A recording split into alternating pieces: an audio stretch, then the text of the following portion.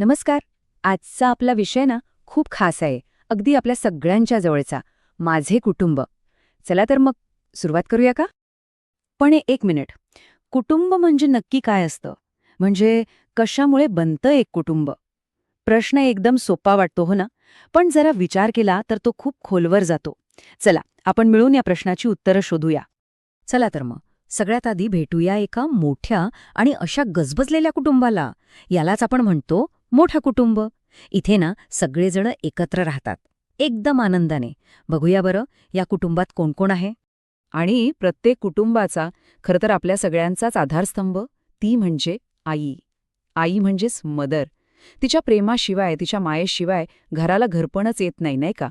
आणि आईच्या बरोबरीने आपल्या कुटुंबाला अगदी भक्कम आधार देतात ते म्हणजे बाबा. हो, बाबा म्हणजेच फादर. आई आणि बाबा हे तर जणू आपल्या कुटुंबाचे दोन मजबूत खांबच आहेत. आता बघा, घरातली सगळ्यात लाडकी आणि प्रेमळ व्यक्ती या आहेत आजी.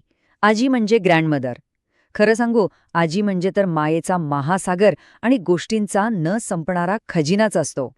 आणि आपल्या आजीची साथ द्यायला कोण आहे? बरोबर, आजोबा.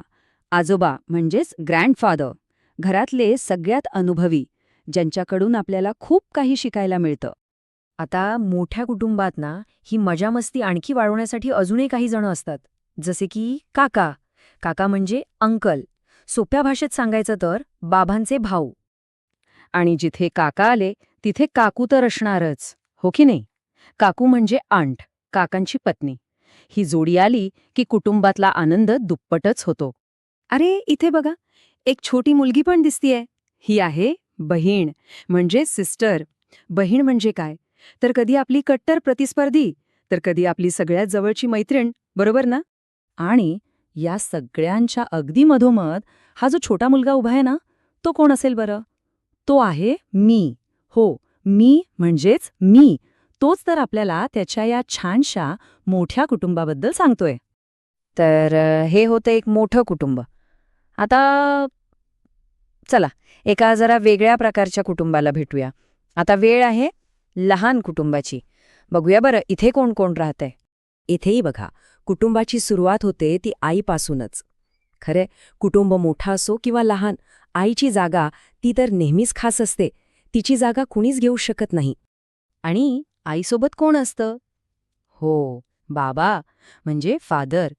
या लहान कुटुंबात सुद्धा त्यांचा आधार तितकाच महत्वाचा आहे. पण थांबा, या कुटुंबात एक नवीन सदस्य दिसतोय. हा आहे भाऊ. भाऊ म्हणजे ब्रदर. भाऊ म्हणजे तर आपला लहानपणीचा पहिला दोस्त, ज्याच्यासोबत खेळता खेळता आणि भांडता भांडता आपलं नातं एकदम घट्ट होऊन जातं. आणि या लहानशा कुटुंबात ही जी छोटी मुलगी आहे ना, ती आहे मी. आता ती आपल्याला तिच्या ह्या छोट्याशा पण सुखी कुटुंबाची गोष्ट सांगत आहे. ओके, तर आता आपण दोन वेगवेगळ्या प्रकारची कुटुंब पाहिली. एक मोठं कुटुंब आणि दुसरं लहान कुटुंब. पण मग या दोन्हींमध्ये नेमका फरक तरी काय आहे? चला, आता हेच समजून घेऊया. बघा, इथे हा फरक अगदी स्पष्ट दिसतोय. एका बाजूला आहे मोठं कुटुंब, जिथे आई-बाबांसोबत आजी-आजोबा, काका-काकू असे सगळे नातेवाईक एकत्र राहतात. आणि दुसऱ्या बाजूला आहे लहान कुटुंब, ज्यात सहसा आई, बाबा आणि त्यांची मुलं असतात. दोन्ही कुटुंब वेगळी आहेत हो ना, पण दोन्हीची मजा काही औरच आहे. पण एक प्रश्न. कुटुंब म्हणजे फक्त हे दोनच प्रकार असतात का? जरा विचार करा. कुटुंब तयार होण्याचे किंवा असण्याचे अजून कितीतरी मार्ग असू शकतात, नाही का?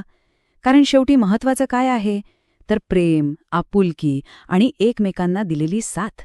जिथे हे सगळं असतं, तेच तर खरं कुटुंब असतं. काय वाटतं? नक्की विचार करा यावर.